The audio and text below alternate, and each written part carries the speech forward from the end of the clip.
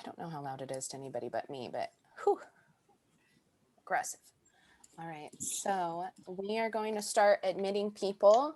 We'll give folks a couple minutes to just come in.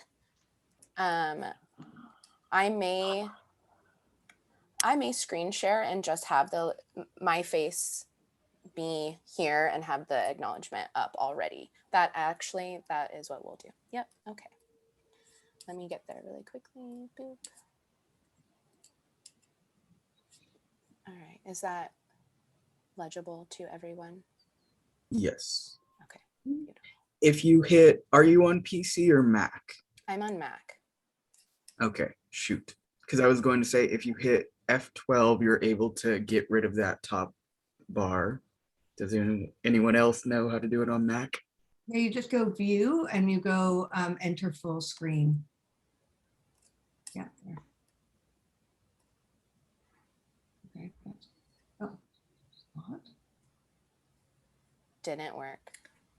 I think you have to do it in the... We might live with it. We might live with it. This is our no tech, low tech world. Retrograde, first Mac I've ever owned. We're just coming into a whole other world, people. I was a PCer for life. So we're just gonna leave it. And if you send me a message and tell me how to fix it, I'll fix it. Oh.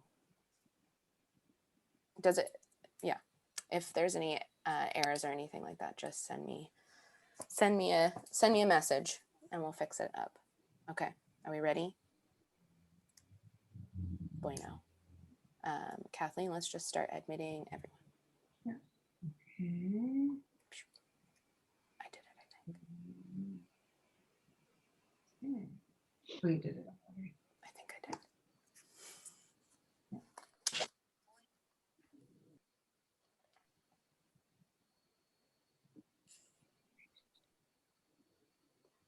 Good morning.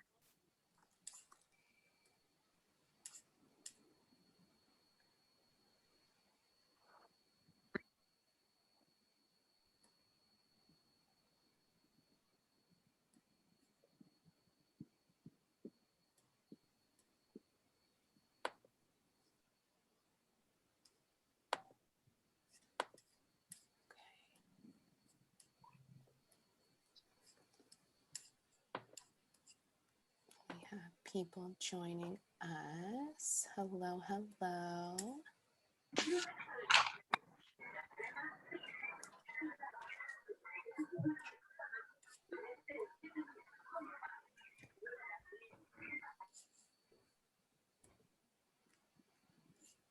And I will ask everyone, if you are not on the panel, to go ahead and mute yourself if you have not had the chance to already, and to please pin,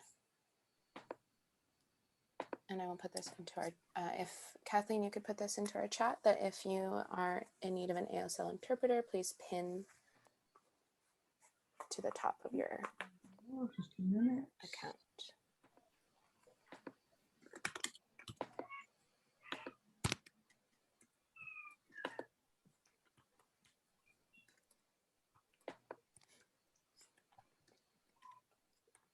And again, to welcome everyone, we will just have maybe one more minute where we will wait for additional guests to join us, and then we will get started.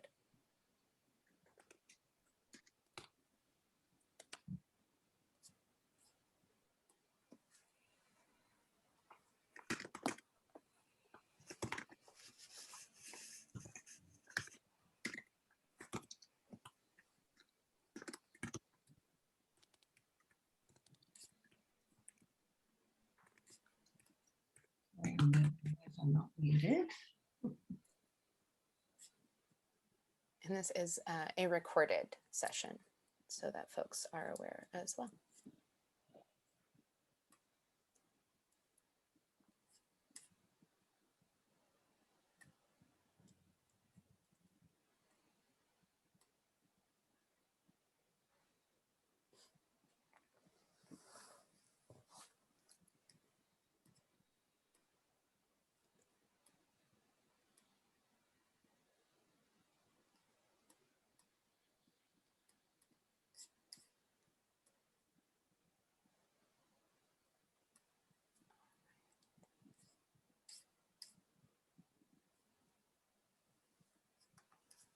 You will see that we have our land acknowledgement slide, official $3 bill cinema. I'm actually going to stop screen sharing for a second. I do need to update our sound so that we can have our wonderful introduction video.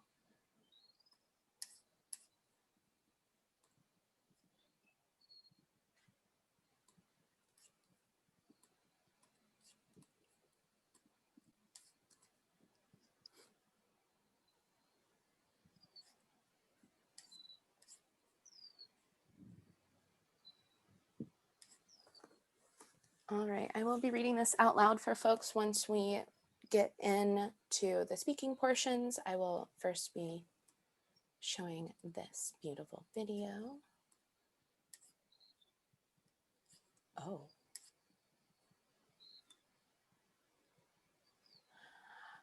I was showing this beautiful video that worked before Mercury retrograde decided to say something to me today in the last 5 minutes. Yes, yes, y'all, the crew is here. We are a unit unstoppable. We are a unit of choice. We are a unit that's powerful. It's a brand new day. What's empowering is seeing yourself.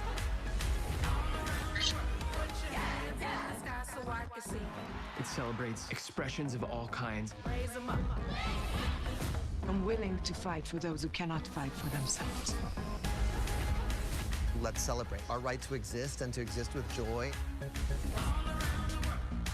This is gold standard.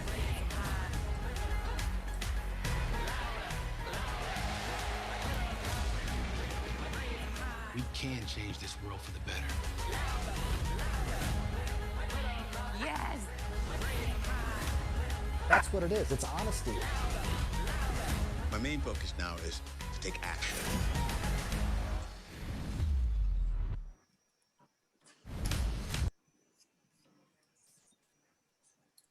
Thank you all very much for joining us. Yay. My name is Alana Francis. My pronouns are she and hers. I will begin us out by reading our land acknowledgement, and then I will also introduce myself a little bit further, and then we can get started. So we do want to begin our virtual event by encouraging all of us present to reflect on and learn about the history and current context of the land that you are on. Whose ancestral land do you occupy? What past or current treaties or tribal relations influence local indigenous communities and land? Do you live on unceded territory? What work are you doing in your everyday to support indigenous peoples and their rights?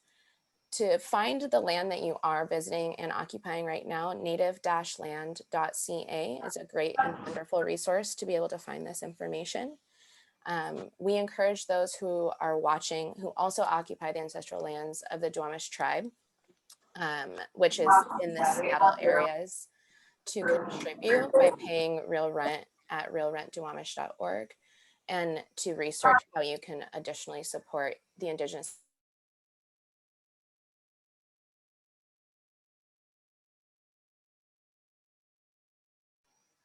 I am now not auto-muted,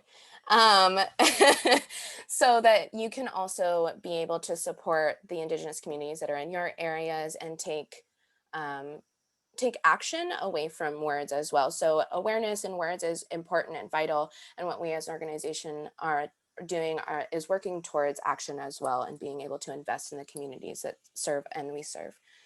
So $3 bill cinema, along with myself, because I am also on this land as of today, acknowledges that we are on the unceded ancestral land of the Duwamish, Suquamish, Tulalip, Muckleshoot, Stillaguamish, and Coast Salish peoples. And we are grateful to and are committed to supporting the indigenous peoples of this area, past, present, and future. So thank you so much. I will stop that screen share now. This also lives in our programs and on our website. So if you are looking for additional resources or language to be able to start these conversations in your organizations, please feel free to reach out. And there are wonderful resources as well across the United States. All right, so my name again is Alana Francis. I am the Development and Community Outreach Manager for $3 Bill Cinema. I am currently here. I am a light-skinned Black woman with curly pink hair, glasses, and I have a floral shirt with a black background right now. And the background I am sitting in is plain and simple today. And I'm very excited to be able to introduce $3 Bill Cinema to you. If you have not, most of you / all of you have been working with us for many, many years or are newer. And we are very excited to be able to increase the opportunities for our filmmakers throughout the year to really be able to support the change within queer and trans film that we as an organization can make impacts in and bring people together. And create a lot of community and uplift the community that's already created. So that is what we are here to do, along with Through the Lens of Film.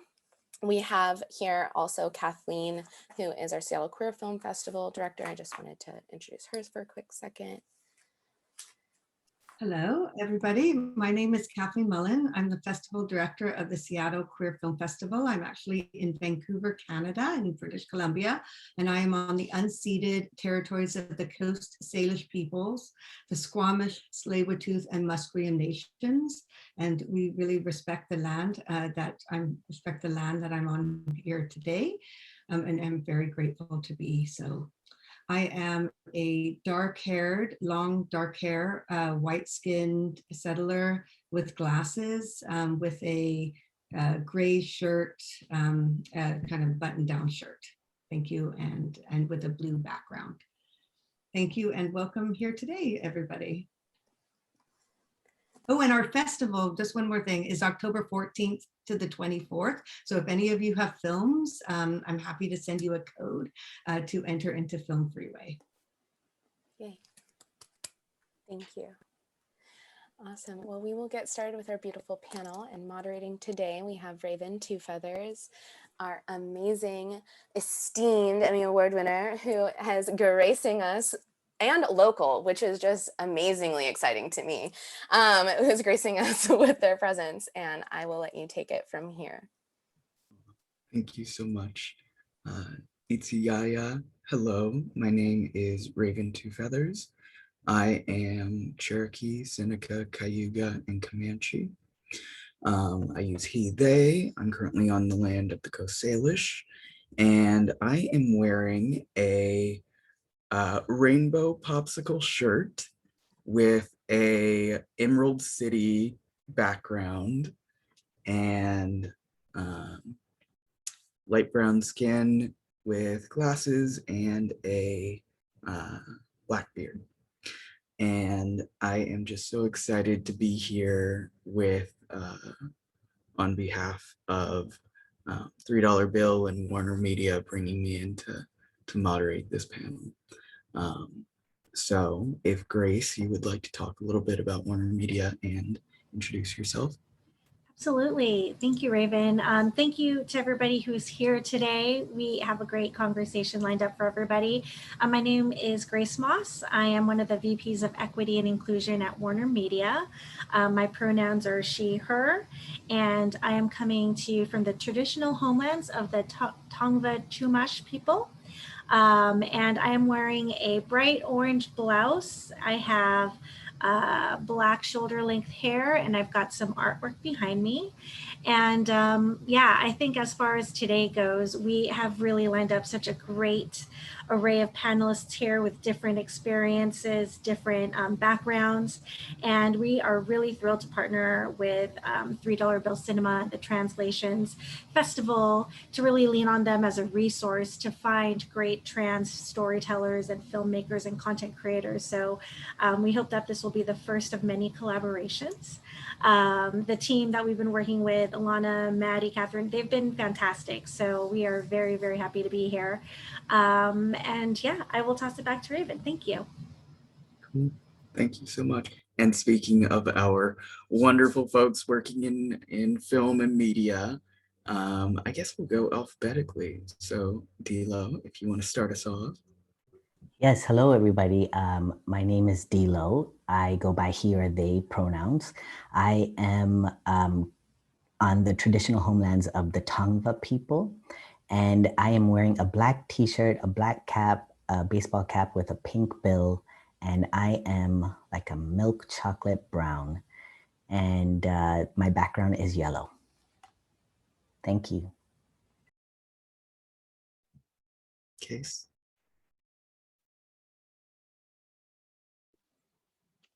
Hello, everyone. My name is Kase Pena, female pronouns. I'm on the land of the Quiche people. And this was something that someone just taught me this a little while ago, so thank you for that. I am, I guess, fair brown skin, from New York City, Dominican, transgender woman. And I am wearing, although you can't probably see, it's pink and there's a bit of blue in my the frame of my glasses with the white. It makes up the trans flag. Nice. Thank you so much. MW, do you want to finish us off before we get into our questions? Sure. Hi, I'm MW. I'm here from the traditional lands of the Tongva and Quiche people. My pronouns are he, him. I have short hair, blue polo shirt on. I'm Armenian and white, very light skinned. And I'm wearing glasses also with a sort of green gray background. And I'm was most recently a writer on Manifest. Nice. I think I'll kick it off by asking how folks got involved with the work that they're doing and how they got on this panel. Grace, if you want to kick that off. Sure. Yeah, I think my path to doing work in the diversity and equity and inclusion space, was certainly very circuitous. I didn't graduate from college and say, I want to do D&I. I think the first chunk of my career was very much all about learning how television is made. So I was a reality producer and director for several years, and after freelancing for a bit, I wanted something more stable, and that led me to a development job at the Style Network. And there I really got a sense of how sort of stories were told from the network perspective, as far as taking pitches, doing notes, making sure that they were successful from the initial pitch to going into multiple series of production. And then when Comcast and NBCU had merged, the Style Network unfortunately had to shutter because there was a lot of similar networks within the company. But that was certainly a blessing in disguise because that led the way for me to join NBC as part of the diversity and inclusion group. And I think because I was working, with content creators, because I was very active within the employee resource groups, this just seemed like a very natural fit where I could bring all my skill sets to really advocate for people that look like me as far as underrepresented groups and women and people of color. So that's how I landed here. And I was at NBC for 7 years, which was amazing. And at that time, I actually was able to meet D'Lo and Kase and MW. And last fall, I left the company to join WarnerMedia. And so doing similar work here, but now working for the entire enterprise versus just a single network. So that's how I came to be here. Nice. So glad to obviously have you here and have this partnership going, and just get to hear about the cross collaboration that you're having with all of these different artists, some of which have been able to join us today. D'Lo, do you want to talk about your? Sure, yes. Hi, everyone again. I am an actor, writer, comic, and I came into this this panel because throughout the years of me doing things like content creation, TV and film, whether it was on producing more indie style or writing and acting in things that have either been a network or streaming or whatever, I have been, I guess, known for being someone who uplifts the voices of the QT BIPOC community. And that's kind of been my lane, both as a solo-based theater artist, as a stand-up comic, and now as an actor, writer, actor, writer. It is very important. Representation has always been important, whether it's been on live or on screen. And I think that now, especially with the changes of what has been happening over the past couple of years, and specifically last year, we have a little bit more leeway to get our stories in and get them produced in the way that we deserve. I hope I answered that properly. Anything that you're talking about is already fantastic. So yes, you absolutely did. Kase, do you want to talk about some of your, the work that has led you here? So the work that has kind of led me here and career-wise and on this panel, correct? Well, I tell people that I was born an artist. I was always creating. I was always expressing myself artistically. It was never really encouraged by a grown-up. I did it as even my mother tells me stories of like me doing things when I can't remember. And that led to somehow film school. Because growing up, my art wasn't specific. Like I couldn't say I was a painter or a musician or anything. I just knew that I was an artist. And so then when I got older, I went to film school. I graduated and I started working in the business. And I worked for other people. And knowing that I always wanted to write and direct. And so made a lot of short films, made a lot of films that were really bad at the beginning of my career, and wrote a lot of horrible scripts, but I kept going, and now I'm to a point where my work gets praised a lot, but there's a lot of bad work behind years, of learning. And what led me to this panel, I think, is important. I'm not sure who's listening. I think it's more like younger filmmakers, but this is a story for you to maybe employ. What led me to this panel is a lot of things. Me hustling, making my short films, trying to meet people. I met Grace at an event for Nalip 4 years ago, and we've kept in touch, and through the years, and that's how it is. You got to plant seeds. Sometimes you meet somebody one day, that doesn't mean something beautiful is going to happen the very next. It's about this is taking 4 years of us every now and then. Hi, how are you? What you up to? That type of stuff. So it takes that kind of work, And in the meantime, you also have to stay creating and writing and directing films. So people have taken notice of that and they invited me here. Nice. Yeah, despite all of the organizational power that companies and orgs have, it's all run by people, and it's run by those relationships that we have. So I'm glad to be having these conversations and relationship building time with all of you here.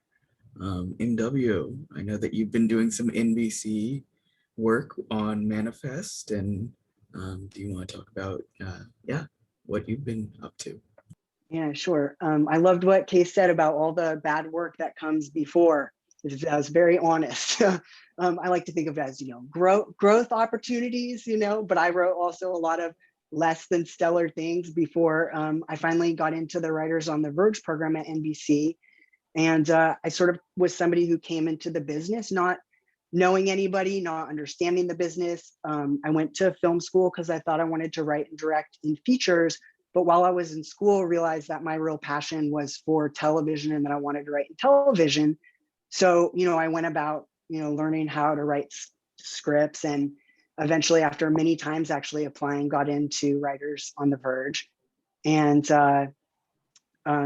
through that, just to speak to the program aspect of it a little bit, it sort of gave some legitimacy to my pursuit, and, was able to get representation through that, and eventually get a job on NBC's Manifest, where I have been for the last 3 years. So, yeah. Grace, it looks like you have something to chime in with. No, I just said yay. Nice.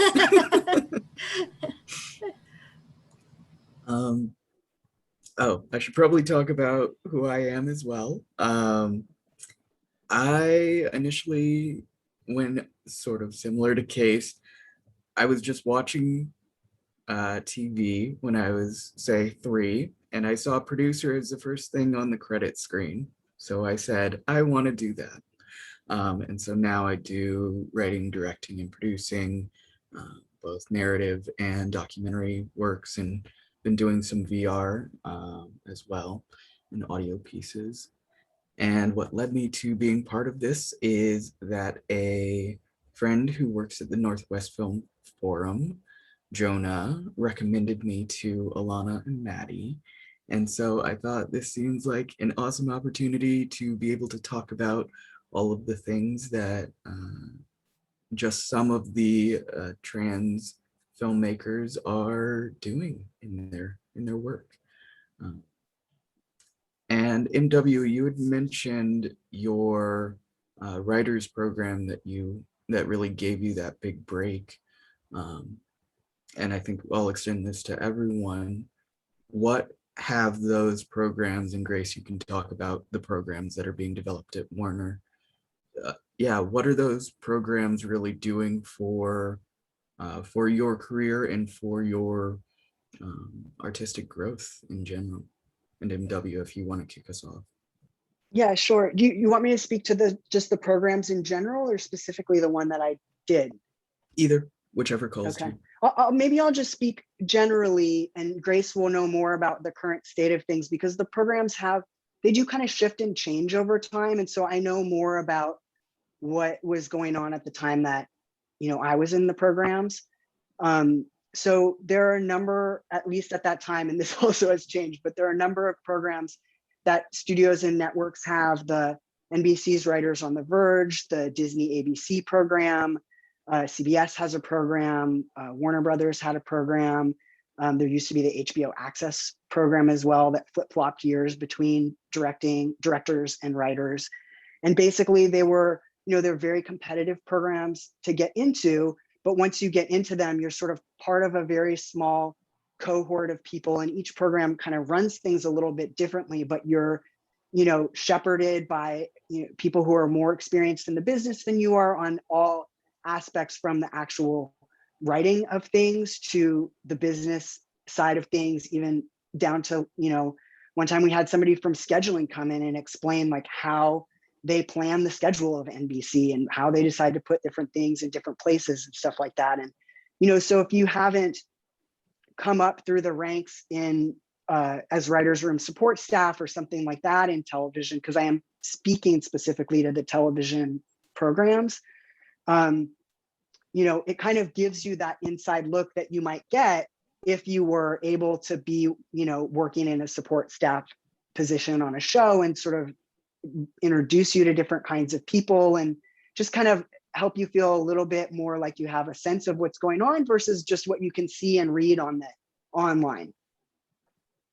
As well as, of course, to what Kase said, the really important thing of building relationships, because, the relationship that I have with, with Writers on the Verge was ultimately what led to my first job. So. Grace, do you want to touch on what you and the team have been developing at Warner? Sure. I think to NW's point, the programs do evolve over time just based on what the needs are of the industry, and also just the leadership, which also changes at the different companies. So, I think at WarnerMedia, our group is fairly new. I would say we're, under 2 years old. I know many of the folks in my department or in our department just started within the past year. And so I think as far as what we're doing is we're really taking a holistic approach to addressing a lot of these gaps in the staffing and, just the lack of representation across the board within, whether it's directors or actors or writers or below the line. And so as far as different programs, we are launching our WarnerMedia Access Writers Program. We will be kicking off that workshop in mid-July. And then we also will be having a director's program. I think the submission window will end up being later on this fall, and then that program itself will launch in 2022. So as far as writers and directors, that's certainly like a huge priority for us. But we are also exploring, the animation space, virtual production, news. We are looking to expand our efforts globally. We've got a team in Canada, and we also want to expand our efforts in the UK because we do have some mentorship programs happening over there with some of our own shows. So there's like a lot of ground to cover, and we have a really strong team to do so. It's just, at this point, it's like trying to drink from a fire hose, right? Because especially with the events of last year, a lot of executives and shows and productions were very eager to now look for that diverse talent that we had always been, touting and supporting and helping to groom. And so we just want to make sure that we have a steady and huge supply of great storytellers so that we can easily say to all of our shows, here you go, this is what you're looking for. So there's a lot of work to do, but I'm really excited about some of the programs that we have coming up this year. Nice. And we'll talk about later how to find all of these things and keep in touch with these folks. Kase, I know that you have been just like plugging along on everything that you do, honestly. And are there any programs in particular that have really, programs or pipelines that have really helped you either find something new in yourself or just keep doing this work? I think there's a misconception, and as someone who's applied to a lot of the programs and someone who's participated in some of them, I can also attest to the fact that the programs change, they evolve with time. Like I done programs that are in like their 20th year, and like it's very different with the year that I did it, when that fellowship was in its first 2 or 3 years or whatever. So honestly, like not all of them have been the best experience, but that's important to know because a lot of people think they go into these programs thinking my life is going to be perfect from here on, and I guess if you have no one telling you, it's okay to have those thoughts. But if now that you do have people telling you, I look at all programs; they all have flaws. People are trying really hard to get it right. So it's not because of any bad reason. It's not because anybody is bad or anything, but they have flaws and sometimes they don't prepare you for the best, even though when they think they are. But I walk away from those experiences saying, what are the positive things that I can grab onto here? Because then I move forward with peace. If I hold on to like, well, that person did that wrong and that was bad, like what do you walk away with? So knowing that, I just hold on to the positive things, the things that like that person, I met that one person in that program, and that's the only great thing that came out of it. And that person hired me 7 months later. Something beautiful came out of it. That's my thought. There have been programs, I think when it comes to directing specifically, like I did one program called the Alpha Screenwriting Lab. Did it help me get it hired? No. Did it propel my career forward? Not really, but I'm very grateful to the Alpha Screenwriting Lab because they are one of the few that are recognized by the Writers Guild. So it got me into the Writers Guild. Getting into that program got me into the Writers Guild. The first transgender Latina woman in the Writers Guild. So like, wow, that's huge right there. So you have to look into those things, and for the directing program and even the writing programs, like the ultimate thing is like people need to get hired. If you just have a program to like spit people out and it's on their own, like I think the people that run the programs, everybody, there's so many programs across so many companies. Make it your business to like get these people hired after they go through your writing and directing fellowships. I did directing fellowships 3 years ago. I haven't gotten nothing out of it. So it's like you have to walk away with something that you can show. It's my thing. Definitely. And yeah, just really appreciative of those programs that cultivate and continue to foster those long-term relationships like we're doing right now. Yeah, Dilo, do you want to touch on the programs or the things that you've discovered about yourself while being in those programs? Yeah, I have kind of outside of the programs that are run by, the NBC, ABC, et cetera, there are some programs that now the world, so it used to be that the funding world, like arts funding world, didn't really fund TV film or content creation because that was industry. That was like, there was already a machine that was handling that. And now we're in this new wave of funding where people are not only funding content, they are also, it generally the content has to be social justice related. But that is not to say that it is just sort of profiles or edit, like sort of like news style content. It can be comedy. And that's even more newer, to have specifically comedic content that is created. And that's kind of my lane. So I'm going to talk about that very specifically. So my first introduction to this was through Samir Gardesi, who started Break the Room Now. And what he was essentially doing was creating a program where artists who have been community-based artists like me, or been comics like me, or whoever, get a chance to have their, because so many people are amazing storytellers, like me, and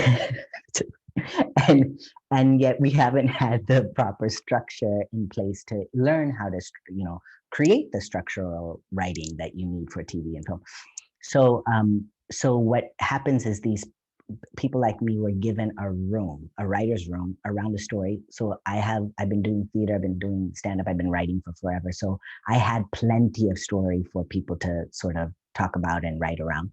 And so we got a week's worth of a writer's room with incredible queer people of color, mostly Black artists. And we all worked on a project that sort of uplifted my story, but put it into this short form TV content. That was in partnership with Paul Feig's company, not Feig Co., but Paul Feig's. He has a company called Powder Keg that is in place to uplift the voices of QT, queer and trans, or people of color and the intersections therein. And so nothing necessarily came out of that. As Kase was saying, it's like sometimes you do the thing and nothing really comes out, but the connections are there. And I'm still in conversation with these people. And, I think that as the years go by, there's just going to be a deeper sort of connection and more things will come out of that. There were some introductions that were made to more possible funding or more production, or production funding. So the next one was through the Center for Cultural Power, which is a social justice organization that is artist-led, women and queer people-led. And they are kind of like, they have been responding nationally to so many things that have been happening in our communities, Indigenous, Black, Brown, queer communities, disabled communities, undocumented communities. And so that partnership was through the Center for Cultural Power and Joey Soloway's 50/50 by 2020. So 50/50 by 2020 was an initiative started a couple years back. Joey Soloway is the writer or the creator of Transparent. And 50/50 by 2020 was an initiative to, by the year 2020, to have 50% of the people that you see on screen, or 50% that are behind the screen, to be comprised of marginalized communities. And so I did that program, and we're in its second year, and I am now a mentor in that program, and helping, because when programs are in their first couple of years, they don't get it right, and all the best intentions, but there's things that kind of like are shaky. And I'm already, just within 1 year, there's been so many changes, and just to be a part of that is also informing the work that I am trying to do. And I will get to that at the very end. And then the third program is through the Yes and Laughter Lab, which is you come in and you apply with a project. And then, so in this case, I applied with a film this time, a feature-length film that we have a proof of concept around. And we pitch it to, and it's a competition. So whoever gets from the regular pitch, which actually just happened over this weekend, then you get to pitch to executives in September. And those opportunities are really great too, because oftentimes people who, I think that pipeline to get into the room, like MW, learn all the things, and then learn the background, like basically the machine, right?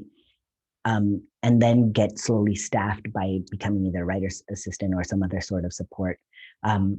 That's its own lane. And then there's people like me who my whole career has been in live performance, and I don't necessarily want to be staffed in a room with other people working on a job, even though that's great experience.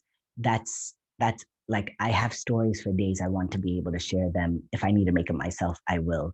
And so these kind of things are like a beautiful way to introduce not new executives, but executives who are newer to us, to the work that we've been doing and the work that we're trying to create that is very timely. And all three programs, again, have a social justice tilt to it.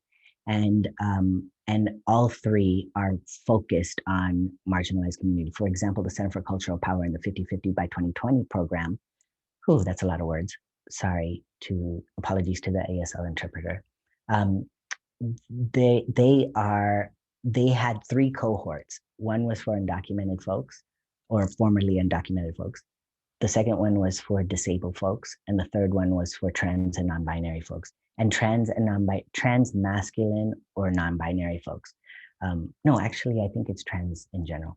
Yes, it is. So yes, I talked long, but I wanted to tell you all about these programs. That's like you have said about the ASL interpreter, that is a lot, but it's a lot of good stuff happening. And I think the piece that really stuck out to me was the self-affirming nature that you have, and really wanting to riff off of that, because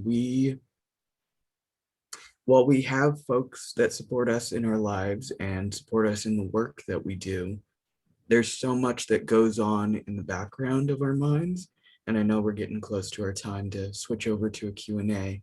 So I think I'll focus on the question of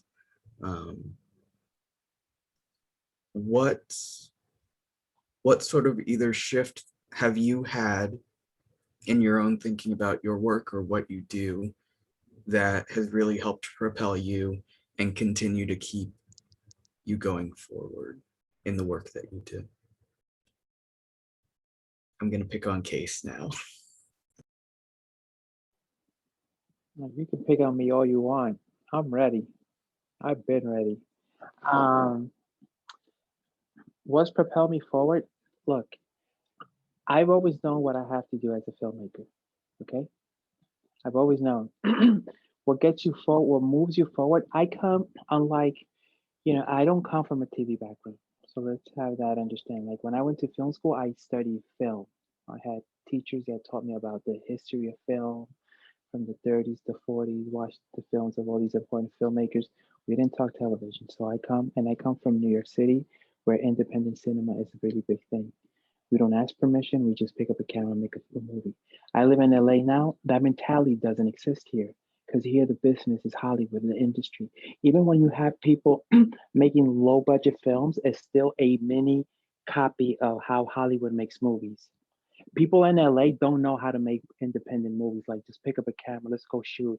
Let's go shoot right there. We don't have permits. Just put the camera on your shoulder, shoot it, and we're making an independent movie. Like in New York, you see, that's how Spike Lee made She's Gotta Have It, and we applaud him, right? So that's what I'm doing right now in LA. and people just don't. I was trying to explain myself to people, like how I do things, and I stopped doing that because I equated it to like when I try to explain to you what being trans is like. Either you get it or you don't. Know. I don't have time. Like I'm not. My life mission is not to be educating people, so I don't tell people anymore. I just do, and that is really like propelling me forward. Like I've been a filmmaker for many years, and for many years I didn't ask. I asked for permission, because I thought that was the right thing to do to like come up,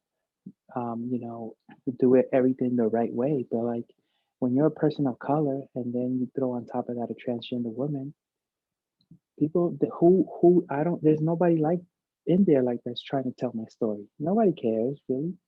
Some people care, but at the end of the day, nobody's giving me money to make it. So just pick up a camera and make a film. And I'm working on a feature film, and I shot 50% of it. And it's because I'm telling people I'm not waiting for you. I know who I am as a writer director, So that's what's moving me forward right now.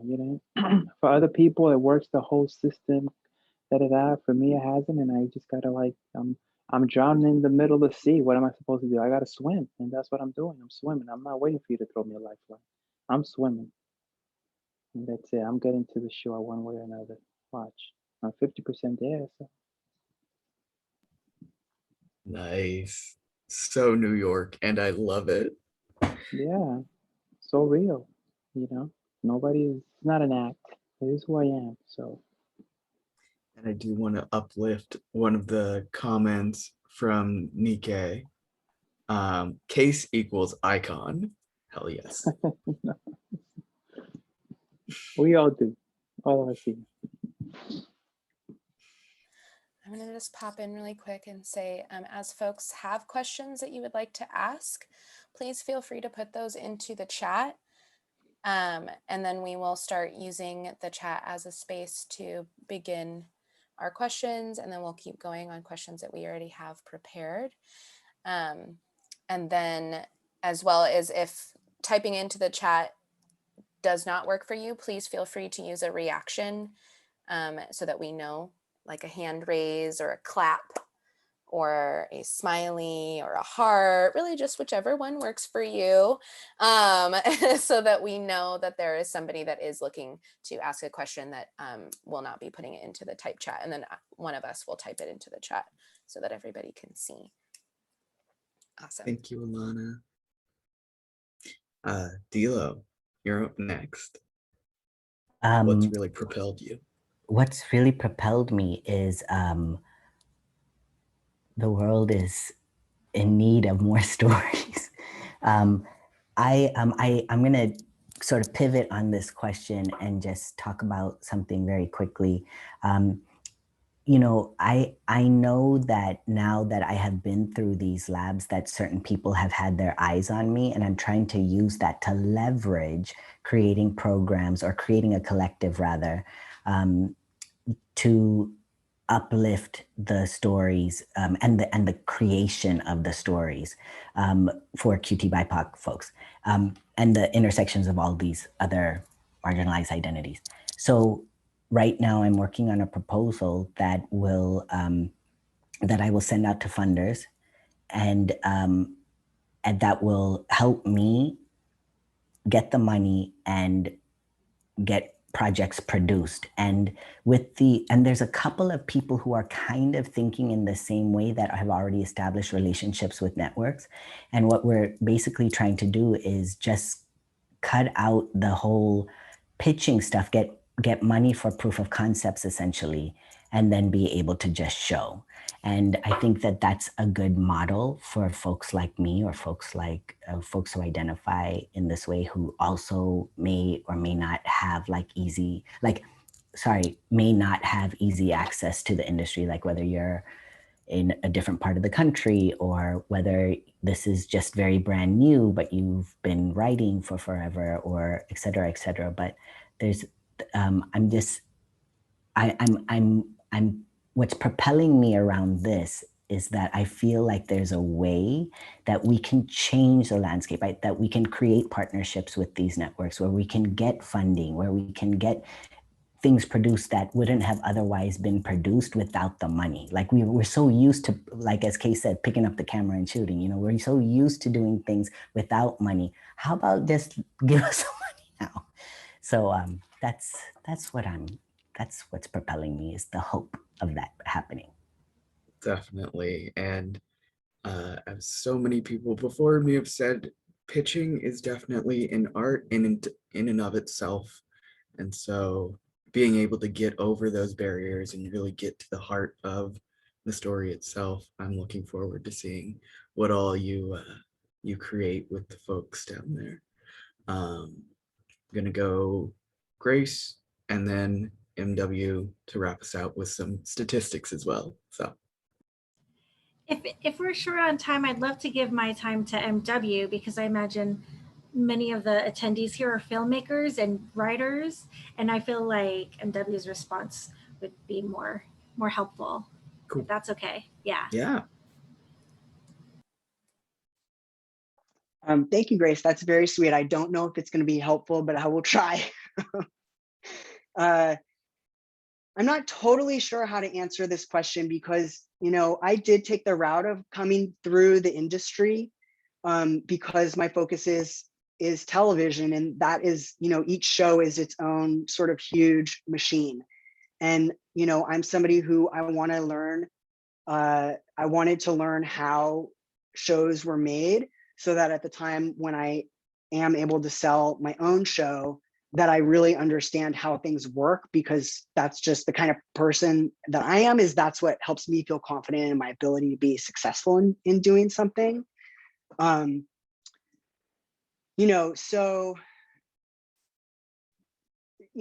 my focus storytelling wise is, you know, I would say not wholly or even primarily on identity based kinds of things. I think for me as a writer, my identity and how I see the world as it relates to that informs how I see all kinds of characters and the things that I think are possible for all kinds of characters, because I think that I, you know, try to, you know, steer away from things that we've seen a million times, and harmful stereotypes in particular, not just around identities that are close to my personal identity, but all kinds of identities. So, you know, one of the things that I do in the business alongside writing is I work with a group called the Think Tank for Inclusion and Equity.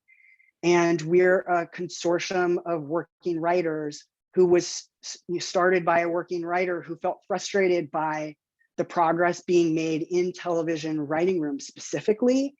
And we as a group started doing a survey to gather real data about the things that we all saw happening and felt like were happening, but people would say like, oh, well, that's just this person's story, that's just that person's story. And we wanted to create data that said across underrepresented identity groups, we're actually all experiencing really similar things. And to be able to have numbers to put behind that, to be able to push on things so that we don't get the sort of, oh, well, you know, maybe that person just wasn't good enough. Or, you know, sometimes things that people say about program writers, it's like, well, if they don't get their second job, like they just weren't ready because they didn't come in through like the normal way. And the normal way, you know, frequently was for people, at least in the past, and that is changing, you know, for people who you already see at the top, you know. And those of us who are from underrepresented groups don't necessarily see people like us who are further along in the business. And so we don't have that person to be like, oh, hey, you're like me and I want to, you know, hire you and shepherd you and mentor you. We're kind of like, you know, we're relying on things like the programs in order to kind of get our feet wet into these kinds of things. So, you know, so for me, I would say that one of the things that propels me, even as I'm in the part of my career where I am working on other people's shows, is, you know, collaborating with other underrepresented writers on sort of doing what kind of damage control we can in the rooms that we're in. You know, we spend a lot of time thinking about and talking about, you know, when things come up in the room that feel like they're treading into harmful stereotypes, things that we feel uncomfortable about, and we don't really want to go out into the homes of millions of people.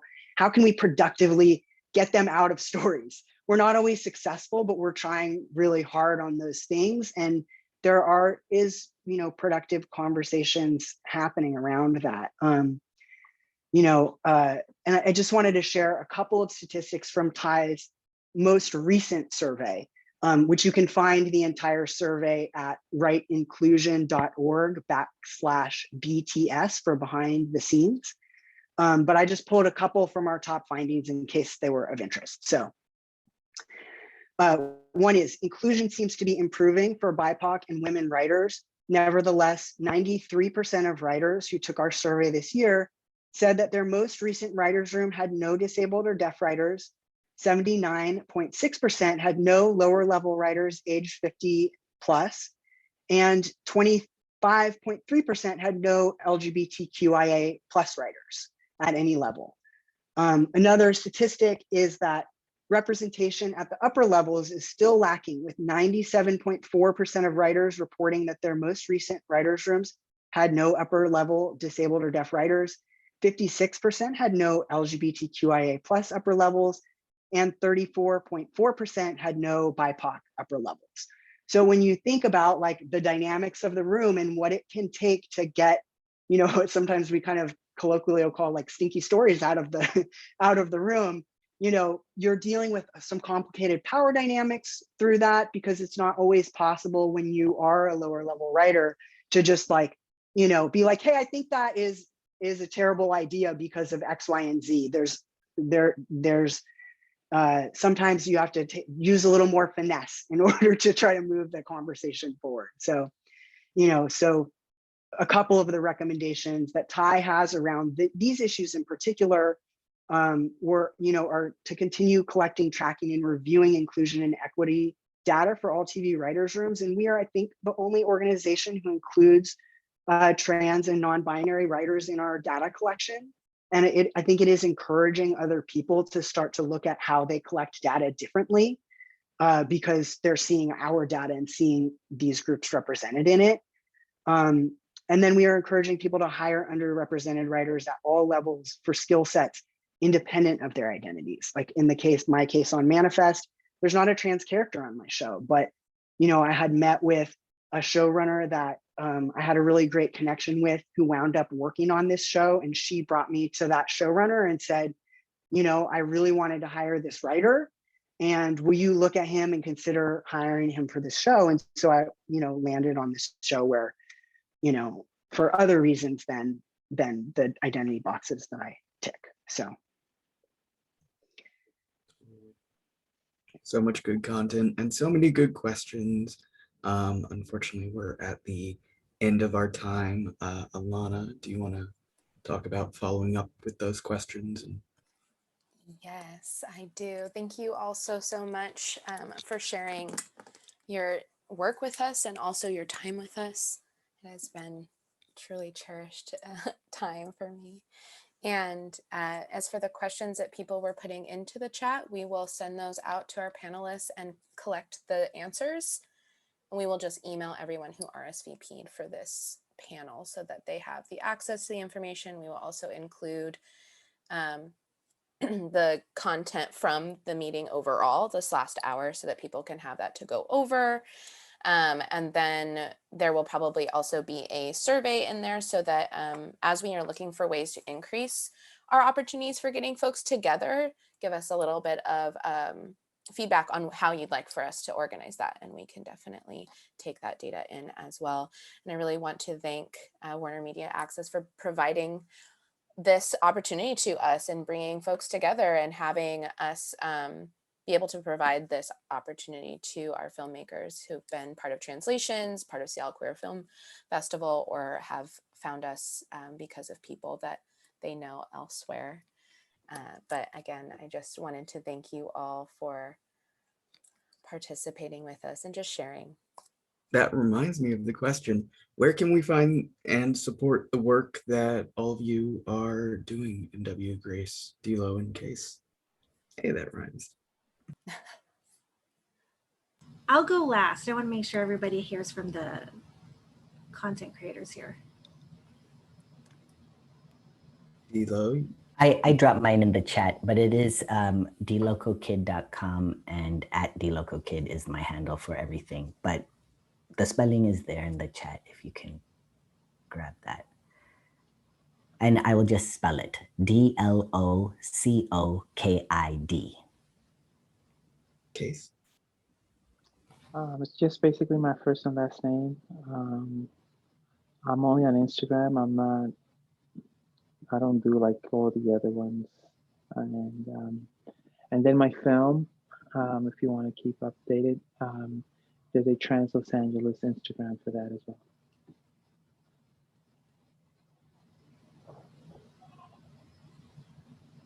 I'm at MW Rights on Twitter and Instagram. And we do have a social media handle. I think we're on just everything. If Sarah's here, I don't know what her exact handle is because I'm not on social. I'm guessing WarnerMedia Access. But we also will have a website. Thank you. We are building our website. So hopefully by mid-July, we'll have something to share. Thanks, Sarah. She's putting all of our handles in the chat. By mid-July, our website will go live so you can get information on all of our programs. We'll have all of our news. We'll start to include participants that get selected for programs as well. So that's to come in the next month if you just look for us there. Cool. Alana, do you want to plug $3? Well, pluggity plug. $3 Bill Cinema, where we're on all the things. Find us on Instagram, Twitter, Facebook. We also have our Translation Seattle Queer Film Festival, and Real Queer Youth is another program that we do. That please check your emails in the coming future, because we will actually be outreaching to folks and looking for people to partner with us for Real Queer Youth. And right now it's a virtual camp where we are supporting youth in creating their own film projects in a week. So there is that. Like Kathleen had said, we are still taking in films for Seattle Queer Film Festival. We do queer and trans programming year round.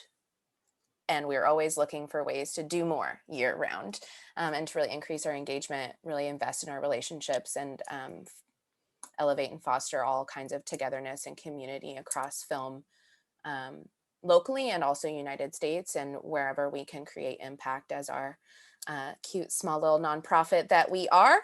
We are small yet mighty. And that is all that matters. So if you want to be on a board, we are looking for board members. If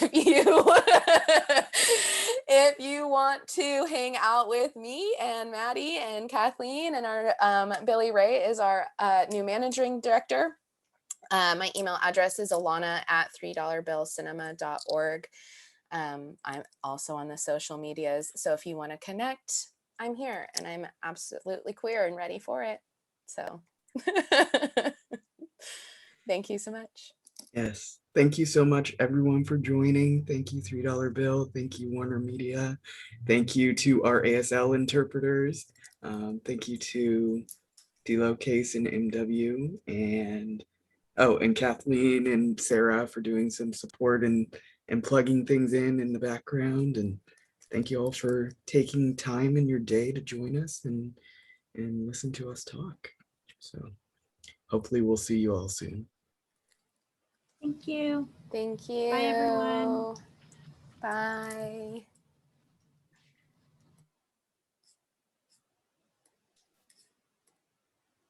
Thank you. Amazing. All right, we're going. That was really great. That was beautiful.